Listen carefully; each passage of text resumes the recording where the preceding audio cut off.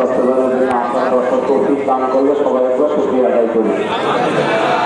আলহামদুলিল্লাহ, আমাদের 12 তারিখে ভোট কিনে যাবে 8টা 9টা ভোট দিয়ে জয়যুক্ত করতে হবে।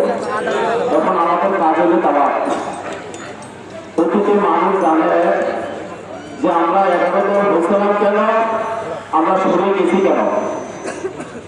তারা এখন একটা বলতে আছে চরমার বিশ্বাস নাকি 100 আসন চাইছে, 100 আসন চাই না, তার কারণ সে বেড়ে গেছে।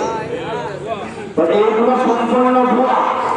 যতটা কথা তারা তাদের ভিতরে যেটা আমাদের সাথে কথা হয়েছিল সেগুলো সে কথা কিছুই রাখে না।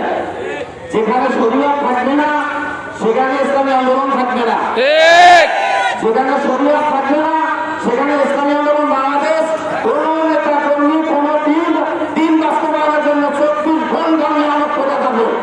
আমাদের সাথে কেউ লাগবে না, একমাত্র আল্লাহ পাক রব্বুল আলামিন আমাদের সাথে আছে। আসসালামু আলাইকুম ওয়া রাহমাতুল্লাহ।